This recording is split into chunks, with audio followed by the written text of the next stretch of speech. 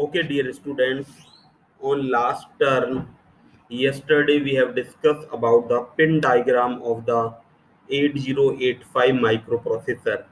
Here we have mentioned it at the 8-bit microprocessor and microcontroller architecture. So here we are not studying the microcontroller architecture that we will discuss in the further turn, or we are discussing only about the 8-bit microprocessor, or that is the we have chosen the 8085 is the 8-bit microprocessor, और हम यहाँ पर केवल 8085 microprocessor के बारे में बात कर रहे हैं।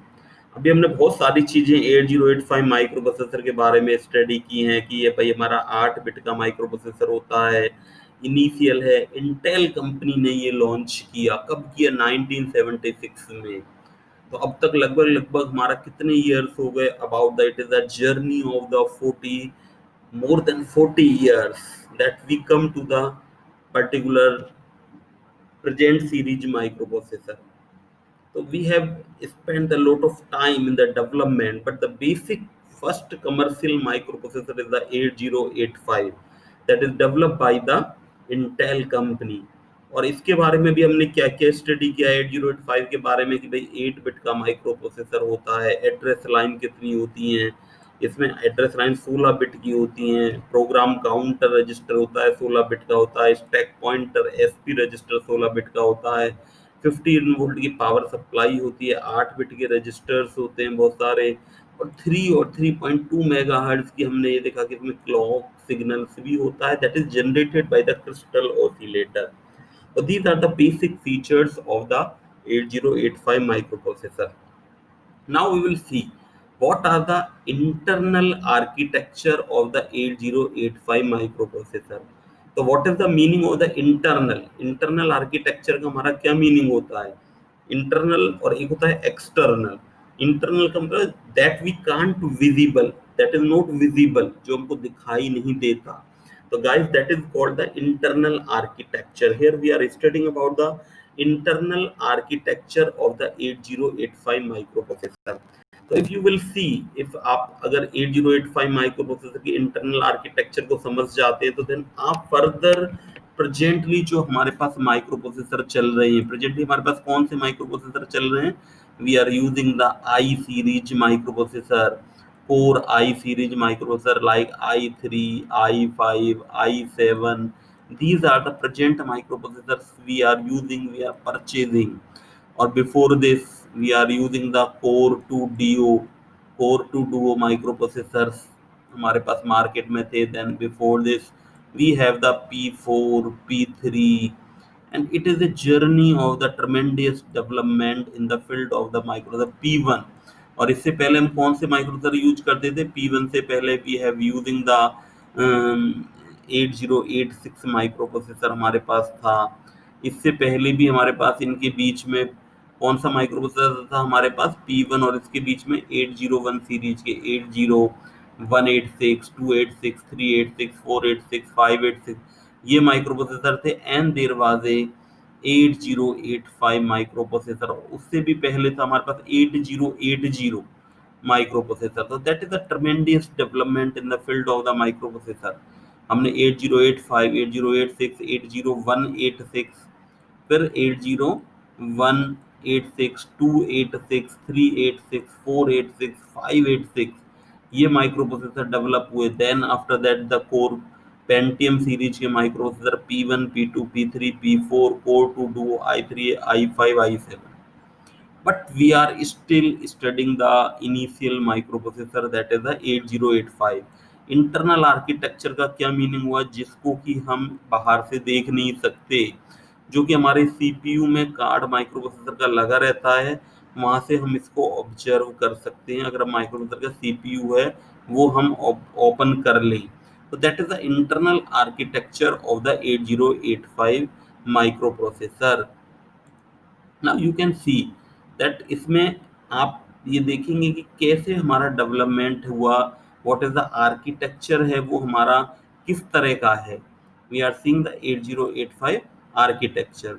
तो first we thing make the diagram. सबसे पहले इसमें जो ब्लॉक्स हैं मैं आपको इनके बारे में बता रहा हूँ, कौन कौन से ब्लॉक्स हैं जो हम इसमें यूज कर रहे हैं. What are the major blocks, we can subdivide it into some portions that we can see here. We are using the some blocks like the interact block. ये हमारा इंट्रैक्ट्स हैं जिनको कि हम यहाँ पर यूज कर रहे हैं. दूसरा सीरियल इनपुट आउटपुट कंट्रोल, आप इस तरह का बनाएंगे. एक 8 बिट इंटरनल डाटा बस बनी हुई है, एक एरो बनाया interrupt control. Then you will write the trap RST 7.5 6.5 5.5, है ना. इंटरप्ट एक्नोलेजमेंट, ये जो स्टार इस तरह से लिखा हुआ है इसमें मेंशन ऐसे है जैसे लाइक INTA, और इसके आगे इस तरह का अगर हैश लगा हुआ है तो इसका मतलब ये कि इसके ऊपर बार होना चाहिए. मैंने बताया था आपको कि एक्टिव लो सिग्नल है ये, अगर 0 आएगा तो ये 1 हो जाएगा बार लगने से. तो जहां भी ये इस तरह का हैश लगा हुआ है आप इसको बार समझें. And INTR interrupt request, it is the interrupt control जो हमारे यहाँ पर माइक्रोप्रोसेसर में यूज है. सीरियल इनपुट आउटपुट कंट्रोल, पहले मैं आपको एक बार ब्लॉक बता देता हूँ, then we will see the one by one, we will see the each block के बारे में, then we will discuss that what the particular block is saying. तो first we will see that the यहाँ पर हमारे पास ALU arithmetic logic unit, that is the one block. हमारे पास ये देखिए flag register and ALU use होते हैं, अर्थमेटिक लॉजिक यूनिट, और we can say the flags are the other unit. Then there is accumulator, ये हमारा अकुमुलेटर रजिस्टर है. टेम्परेरी रजिस्टर्स जो माइक्रोप्रोसेसर में यूज होते हैं, that is the register set. Programming जो रजिस्टर्स होते हैं बहुत सारे, that is the resistors, different register, we have already study about that. That is the timing and control circuit, जो माइक्रोप्रोसेसर की क्लॉक को सेट करना, डिफरेंट टाइप की स्टेटस और कंट्रोल सिग्नल जनरेट करना. Address buffer and the data address buffer, multiplexer, address latch, ना. These are the different type of the block, serial input output control, and that is the interrupt control. इतने सारे block हमारे इस microprocessor में. And that is the instruction register, और that is the instruction decoder and machine cycle encoder. ये सब हमारे पास इतने सारे ब्लॉक इसके आर्किटेक्चर में हम यूज करते हैं. ये हमको लर्न करना है. इसमें दो इंपॉर्टेंट चीजें जो हमको लर्न करनी है माइक्रो प्रोसेसर में, हमको एक तो पिन डायग्राम का मैंने आपको बोला था कि हमको इसका पिन डायग्राम है वो लर्न करना है. What is the pin diagram of the 8085 का, हमारा पिन डायग्राम किस तरह का होता है. What are the, I have discuss कि देयर आर 40 पिन होती हैं, और उन पिन पर जो सिग्नल्स आ रहे हैं वही सिग्नल्स मोस्टली हमें यहाँ पर दिखाई दे रहे हैं इस आर्किटेक्चर में. Then we are also seeing the architecture of the 8085 का हम आर्किटेक्चर भी यहाँ पर देख रहे हैं. तो अब मैं first one by one we will study about the each block के बारे में हम थोड़ा थोड़ा डिस्कशन देख रहे हैं कि what is the accumulator. Is the basic register जो कि हमारा 8 बिट डाटा को स्टोर करने के काम में आता है, अक्यूमुलेटर. देन टेम्परेरी रजिस्टर है, वो हमारे क्या होते हैं, टेम्परेरी, जैसे हमने कोई सम किया बीच में रिजल्ट को स्टोर करना है, for that purpose we can use the temporary register. Flag register is the status register, है ना, status register. That is the carry flag, zero flag. It contain the 5 flags. इसके बारे में, इस रजिस्टर के बारे में अलग से डिस्कस करूँ, इस पर भी आपका 8 मार्क का क्वेश्चन आ सकता है. अभी आप याद रखेंगे flag register is status register, और it contain the basically the 5 flags are present in the flag register. Arithmetic logical unit is used for calculation of the arithmetic and the logical data. कोई भी हमारा data है उसका calculation करना है, we do in the ALU. Then instruction register. What is the instruction register? क्योंकि हम क्या करते हैं, जो 8085 में इंस्ट्रक्शन के फॉर्म में हम इसको जो कमांड है वो असेंबली लैंग्वेज में देते हैं. जैसे अगर हमें किसी डाटा को अगर कहीं पर लोड कराना है, कहीं डालना है, अगर कमांड देता है MVI, अगर किसी रजिस्टर, मुझे ए रजिस्टर के अंदर कोई डाटा डालना है तो मैं क्या कमांड दूंगा, माइक्रोप्रोसेसर के असेंबली लैंग्वेज प्रोग्रामिंग में क्या लिखेंगे, MVI 23H.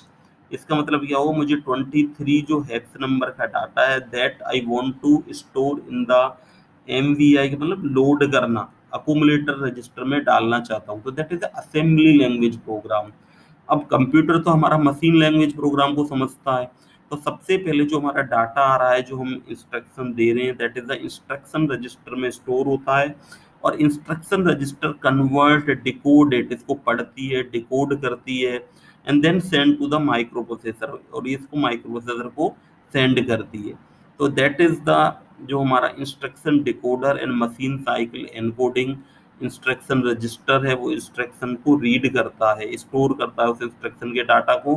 देन जो हमारा instruction decoder and machine cycle उसको मशीन फॉर्म में कन्वर्ट करता है, जिसको कि कंप्यूटर रीड कर पाए। अब एमवीआई के इक्विवेलेंट एक कोड होता है already, suppose that code is the, I am saying that 25, not exactly 25, अभी हम देख लेते हैं कि 25 हमने मान लिया, वो 25 की फॉर्म में इसको कन्वर्ट कर देगा, जिसको कि कंप्यूटर इसको बाइनरी फॉर्म में कन्वर्ट करके रीड कर पाएगा। अभी आप यहाँ पर देखेंगे कि यहाँ पर हमें ये रजिस्टर्स हैं, ये हमारे रजिस्टर सेट्स बताए हुए हैं। These are the register like the B और C register, these are the 8 bit temporary register, कोई भी टेम्परेरी डाटा को स्टोर करने के काम में आते हैं, बी रजिस्टर्स हैं। B registers are not the temporary register we can use in the general purpose register. Temporary register already I have mentioned here, that is the lagbhag we can say that WZ, many places it is mentioned that WZ are the temporary register, and B and C are the programming register. So B and C are the 8-bit register, DE are the 8-bit register, HL are the 8-bit register.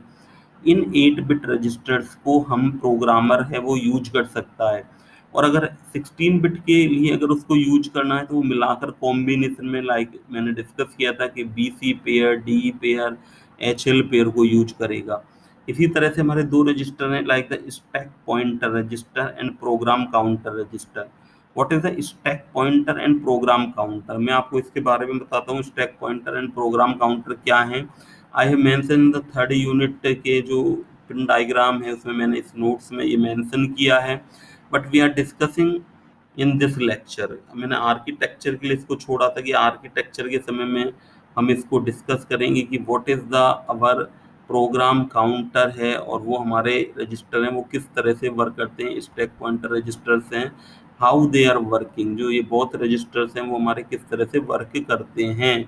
तो first we are seeing the about the program counter register. Program counter register क्या होता है, ये दो important register है हमारे।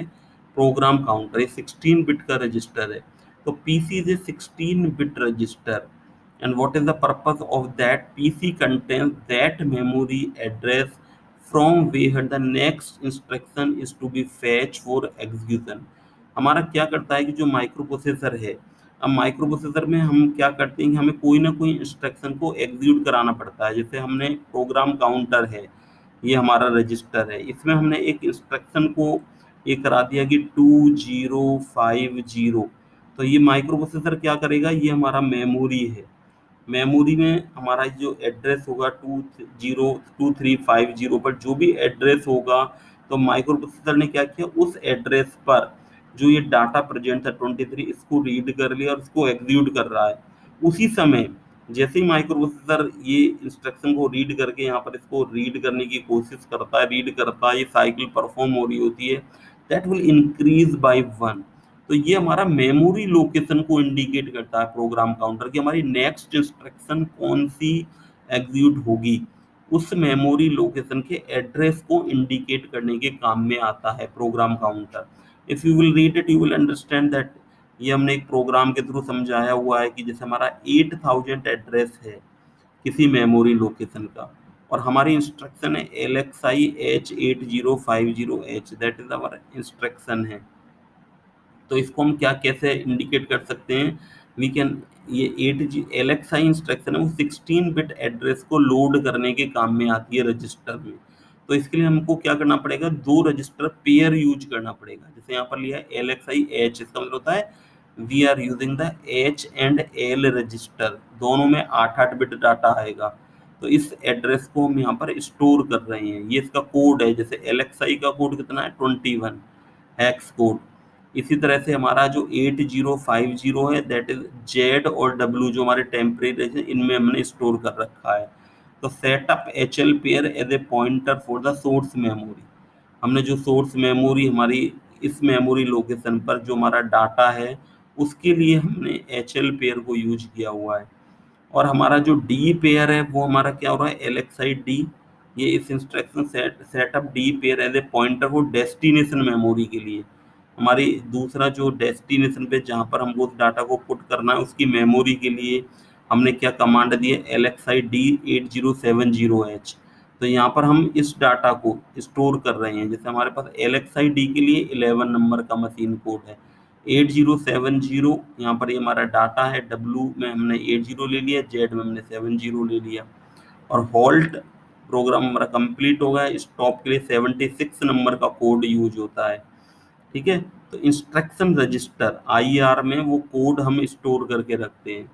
तो program counter basically क्या करता है, ये हमारा ये बताता है कि अब हमको कौन से एड्रेस का माइक्रो प्रोसेसर को प्रेजेंट जो एग्जीक्यूशन चल रहा है उसके बाद किस एड्रेस के डाटा को इसको परफॉर्म करना है।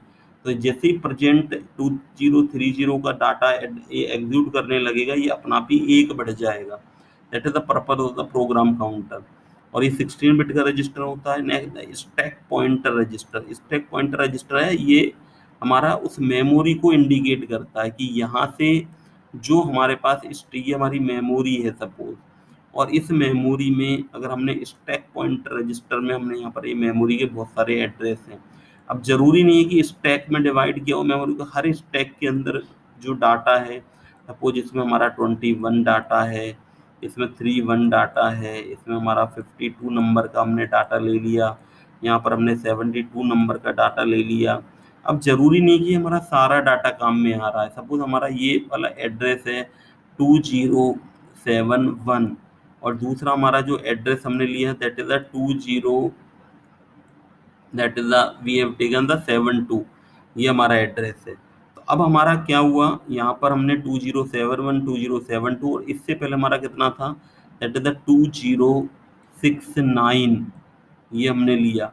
तो अच्छा, अगर हमारा स्टैक पॉइंटर रजिस्टर जिस एड्रेस को इंडिकेट कर रहा है, सपोज इसमें हमने स्टैक पॉइंटर रजिस्टर में डाल दिया 2071, ये वाला स्टैक है, तो ये वाला स्टैक है वो यहाँ से अब हमारे काम का डाटा है, इससे नीचे का सारा, that is the 2071 2072, that is useless, ये भी हमारे काम का नहीं है। तो ये टॉप उसको स्टैक है ना, वो टॉप मेमोरी को इंडिकेट करता है। In the program only the general purpose register ABCDEH and L flag were discussed, और यहाँ पर हम स्टैक पॉइंटर वो 16 बिट के रजिस्टर को डिस्कस कर रहे हैं।